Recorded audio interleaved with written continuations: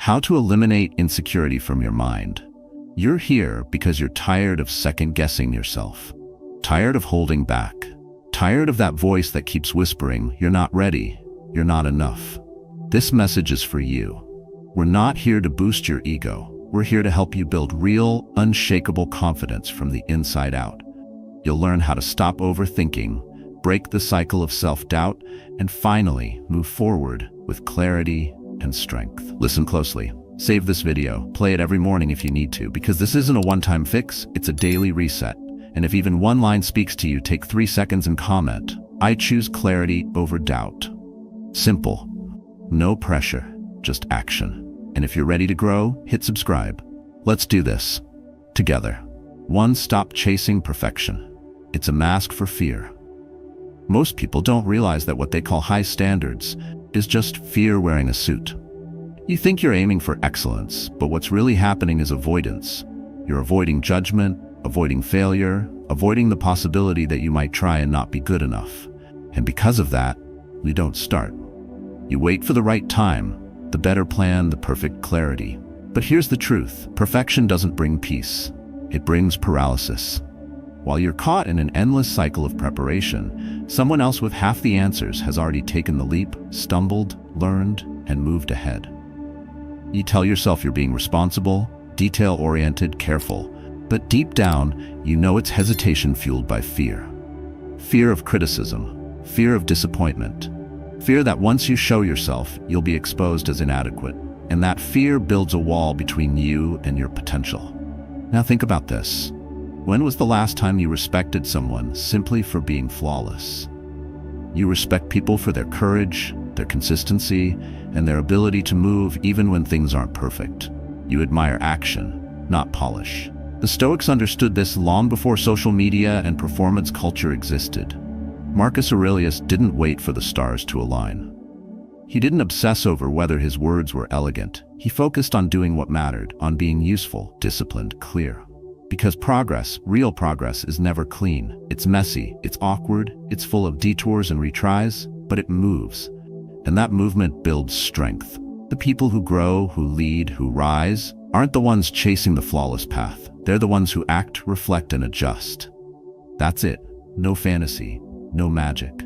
So the next time you catch yourself rewriting that same email for the 5th time, or delaying a decision because it's not quite right, ask yourself, what am I really afraid of here?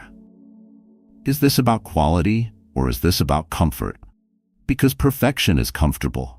It gives you a reason to stay stuck. It protects your ego while killing your progress. And that's the trap.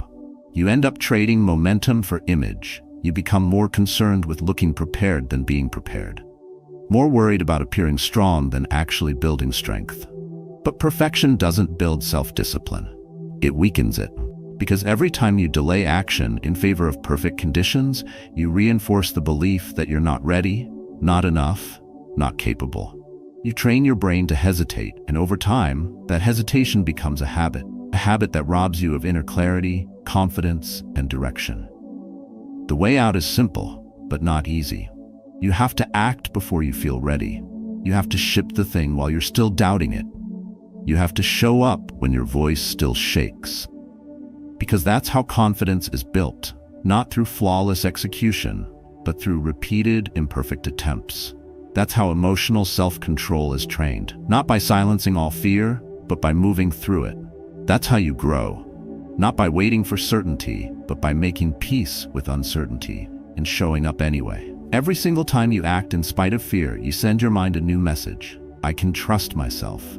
And that, more than perfection, is what rewires your identity. So stop chasing perfect. Choose movement. Choose progress. Choose the version of you that acts, not because it's easy, but because it's time. 2. Remember you're going to die, so live boldly. You fear embarrassment. But what you should fear is reaching the end of your life, realizing you never truly lived. That's the real tragedy, wasting this one short, fragile chance at being alive because you were too afraid to look foolish.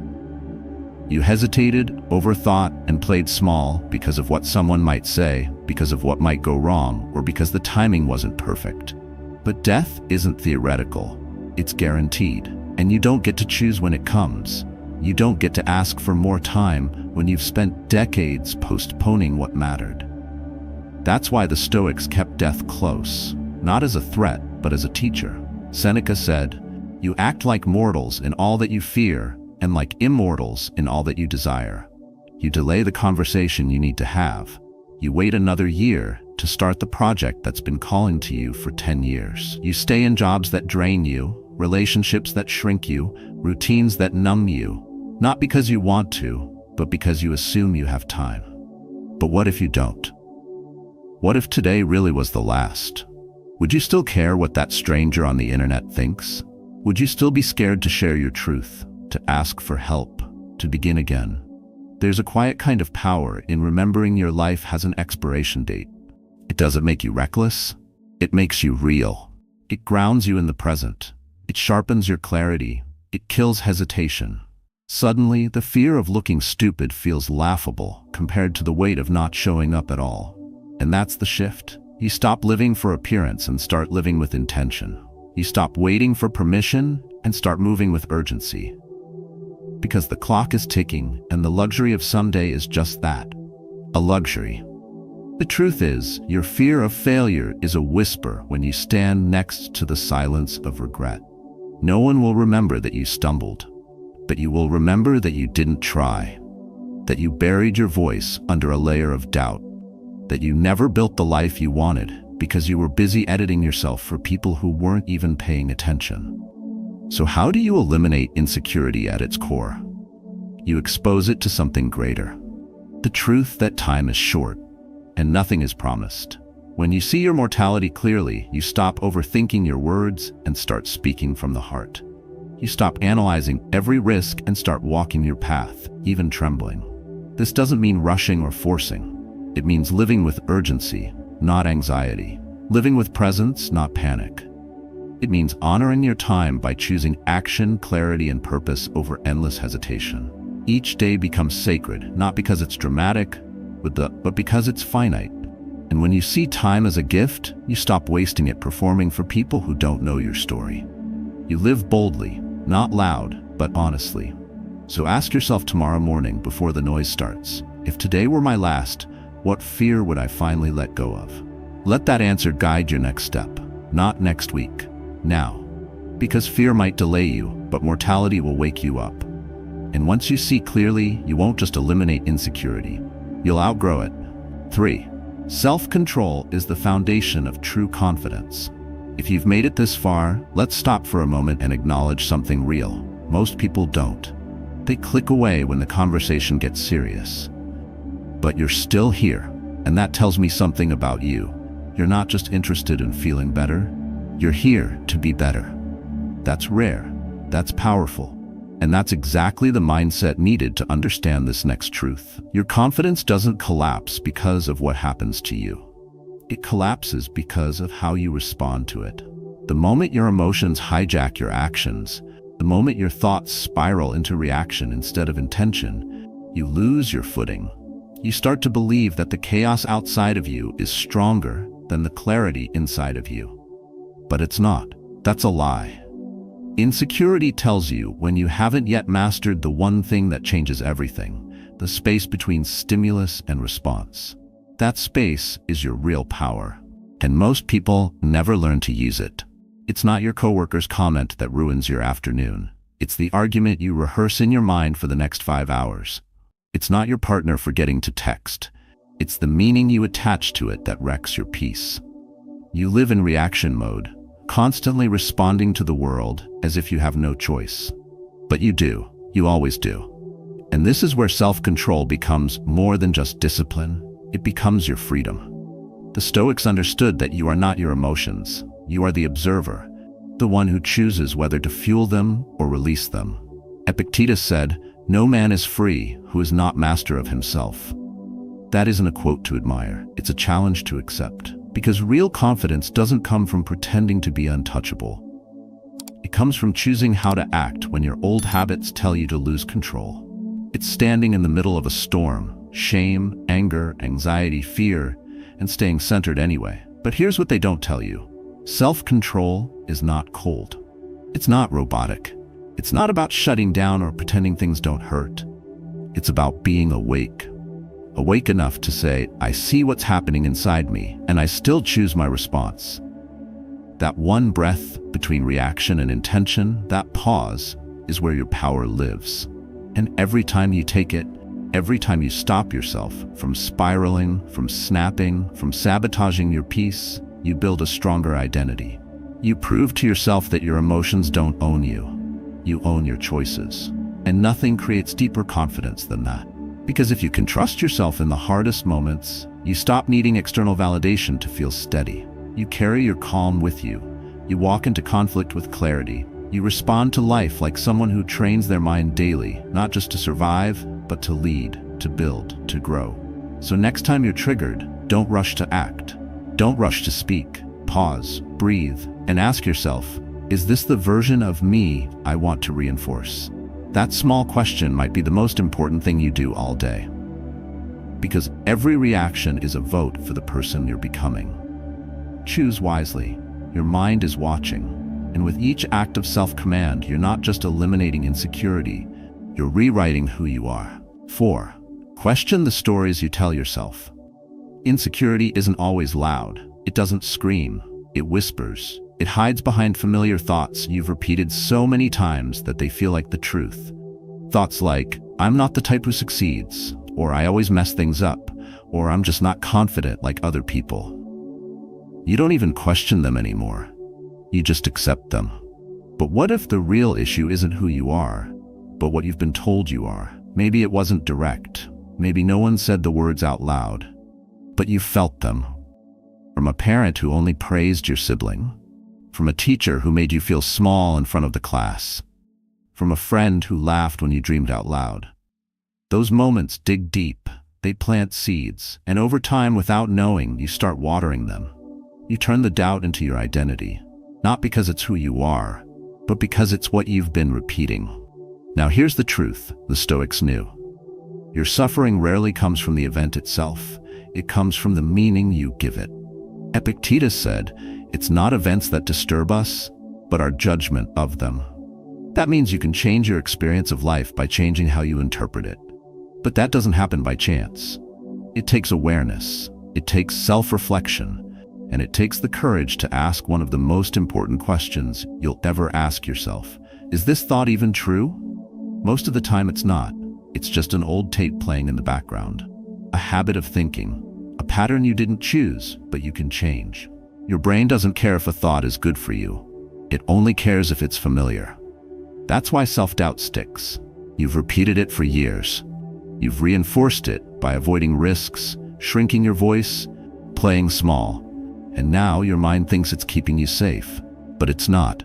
It's keeping you stuck. If you want to eliminate insecurity, you have to stop feeding your brain the same old lies. You have to start giving it new evidence, new language, new patterns that align with the person you actually want to become. That starts with catching the voice in real time, noticing when it shows up, noticing when it says, you can't handle this, or you're going to fail again. And instead of following that voice like a script, you interrupt it. You say, that's not the truth. That's just fear wearing a mask.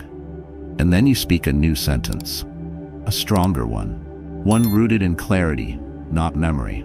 This isn't about pretending everything is fine. It's about training your mind to stop assuming the worst about yourself. You don't grow by repeating your insecurities. You grow by replacing them with thoughts that move you forward. The more you do this, the more your identity shifts. Not because you forced it, but because you finally stop believing in a version of yourself that was never real to begin with. You become grounded, focused, capable, not overnight, but with daily truth. So the next time a limiting belief pops up, pause, breathe, and choose the better story. Not the louder one, not the older one, the one that actually builds who you want to be. That's how mental clarity forms. That's how emotional discipline is built. And that's how insecurity, one thought at a time, finally begins to lose its grip. 5. Let go of what you can't control. The fastest way to drain your mental strength is by obsessing over things that were never yours to control. You prepare, you show up, you give your best, and then your mind spirals. You replay conversations, read between the words that weren't even spoken, analyze the tone of a text, or fear the outcome of something already done. That spiral feels like action, but it's actually anxiety disguised as effort. And if you keep feeding it, it becomes your habit, an inner loop where peace has no room to live. The Stoics had a clear line in the sand. Epictetus taught, some things are up to us, and some things are not. That's not just a quote. It's a dividing line between emotional slavery and inner power. When you try to control how others perceive you, or how a situation unfolds that's already in motion, you abandon your power. And the longer you stay there, the more insecure you become. Not because you're weak, but because you're fighting a battle that can't be won. Here's what most people get wrong. Letting go isn't passive. It's discipline. It's strength. It takes far more courage to release what you can't control than to obsess over it. And yes, it feels unnatural at first. Your brain is wired for prediction and safety. It wants certainty. But real peace doesn't come from knowing every outcome. It comes from mastering your response to any outcome. That's what the Stoic mindset is about. It's about shrinking your focus until it's razor sharp, until your energy is spent only on what you can directly influence. Your effort, your clarity, your discipline, your reaction. Everything else, how they see you, what they choose, how the world moves, belongs to a category you must learn to bless and release. This is where emotional self-control becomes your weapon. When you find yourself worrying about someone else's opinion or trying to force a result, you pause and ask one powerful question. Is this within my control? If the answer is no, your next move isn't action, it's letting go. Not because it's easy, but because it's effective. That one act, done repeatedly, rewires your mind.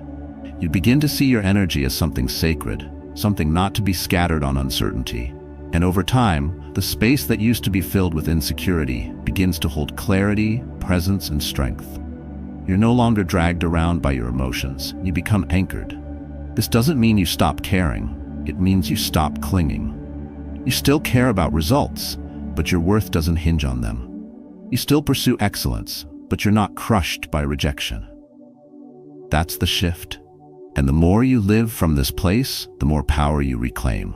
Because now you're no longer reacting to life, you're living it on your terms. And that's where lasting peace begins. Not in mastering the external world, but in mastering your internal one. So next time your mind spins into fear, into overthinking, into that loop of what if, stop, breathe, return to what is yours. Focus on what you can control and release the rest. That's how you eliminate insecurity. One thought, one breath, one act of surrender at a time. 6. Know yourself so you stop doubting yourself. Insecurity doesn't begin with how others see you. It begins with how well you see yourself. Most people spend years trying to decode the world, studying the behavior of friends, strangers, coworkers, lovers, hoping to answer one unspoken question: do they accept me? But this outward chase always leads to exhaustion. Because what's truly missing isn't their approval. It's your self-awareness. If you don't understand your own thoughts, emotions, and beliefs, you'll always hand your confidence to someone else. You'll walk into a room and lose your sense of worth the moment a glance lingers too long or someone seems distant. You'll mistake silence for rejection and feedback for failure. And worst of all, you'll never feel safe inside your own mind. The truth is, insecurity grows in darkness. In the places you refuse to look, the habits you don't question, the emotions you suppress, the wounds you ignore. But the Stoics lived differently. They trained their minds not by controlling others, but by studying themselves. Seneca said, "We suffer more in imagination than in reality." And he was right. You don't lose peace because of what happened. You lose it because of the story you told yourself afterward. So if you want to stop doubting yourself, start by knowing yourself. Ask the questions that actually matter. Not, will they like me, but why do I need them to? Not, why do I get so angry, but what am I protecting? Not, why can't I stay consistent, but what part of me believes I'll never be enough, no matter what I do? Because underneath the surface reaction is a deeper truth, and if you don't uncover it, that insecurity will keep whispering. It'll tell you to stay small, to seek validation, to keep performing, to avoid silence. But silence is exactly where you need to go. That's where the work happens. That's where self-reflection begins to replace self-rejection. The Stoic path isn't soft, it's disciplined.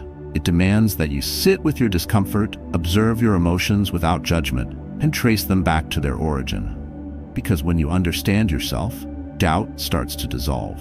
You no longer need others to define your worth. You stop overreacting to small things because you see the larger pattern. You stop chasing status because you're aligned with purpose. And you stop apologizing for who you are because you've met the truth of you and made peace with it. This is where mental clarity is born. Not in noise, not in approval, but in solitude and honesty. So if your mind feels like a battlefield, it's time to turn inward. Look at your patterns. Look at your fears. Ask where they came from. And keep asking until the fog lifts. Because every honest answer, no matter how uncomfortable, is one less weight you carry. This isn't theory, it's practice. And the more you do it, the more natural it becomes. You start waking up with emotional discipline. You begin to build unshakable self-respect. You're no longer reacting to life, you're grounded in it. And that's how you eliminate doubt, not by being perfect, but by being real. When you know yourself, the world loses its power to shake you. And your peace becomes a habit built from the inside out. 7. Act. Even when you don't feel ready, you will never feel completely ready. And if you wait for that moment, where fear disappears, where doubt vanishes, where everything feels perfectly aligned, you'll be waiting for the rest of your life. Because the truth is, confidence is not a starting point. It's what you gain after the action. Most people confuse the two. They believe they need to feel strong before they act, composed before they speak, certain before they leap. But the Stoics knew better. Marcus Aurelius didn't ask for certainty. He wrote, "Just do the right thing. The rest doesn't matter." And that right there is the blueprint. Because fear doesn't vanish when you think about acting, it begins to fade the moment you do. Your mind learns not by being told it's safe, but by being shown. So when you delay, when you hesitate, when you overthink, what you're really doing is teaching your mind that doubt is more powerful than movement.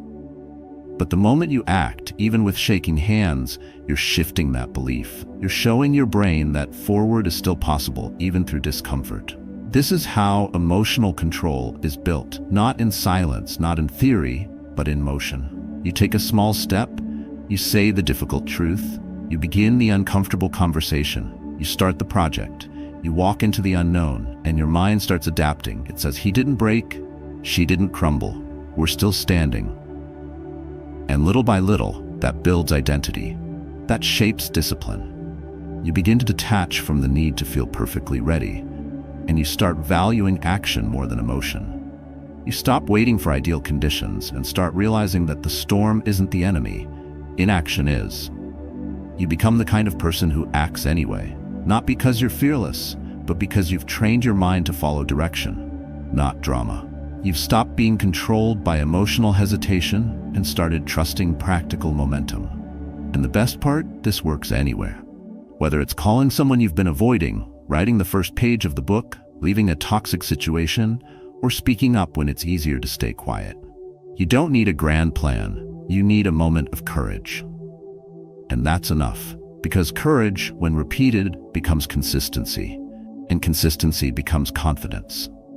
You no longer live as someone waiting, you live as someone building, someone focused, someone who rewires their mind daily through action, not intention. This is how real growth happens. You don't force confidence to appear, you earn it by showing up again and again, regardless of fear. You become mentally tougher every time you push past that wall of resistance. Every time you refuse to be held hostage by doubt, you reclaim your power. And that's the shift. That's the moment your mind stops fighting you and starts following you. So today, forget waiting. Forget perfection. Choose movement. Because movement, no matter how small, builds evidence. And evidence builds trust. And that trust becomes the foundation of a powerful, disciplined life. The life you've been avoiding because of fear? It's already possible. You just need to take the first imperfect step and then the next, until acting without confidence becomes your new identity. That's how you eliminate insecurity, not by escaping fear, but by proving you no longer obey it. The truth is simple. Peace, discipline, and emotional control aren't talents. They're trained. They're built through daily choices. You stop chasing approval when you start respecting yourself. You stop doubting when you begin asking better questions. And you stop waiting when you decide to act, even without confidence. That's how clarity grows. That's how your mind becomes your ally, not your enemy. Each of these Stoic practices we've explored isn't just theory. They're tools. Tools to help you rewire your habits, break the emotional patterns that keep you stuck, and build the inner strength you've been looking for. So now, it's your turn. Share your story in the comments. What's the one thing you're going to do differently after hearing this? Don't keep this message to yourself. Someone else might need it too. Like the video if it spoke to you, and hit subscribe for more mindset strategies to help you grow stronger every single day.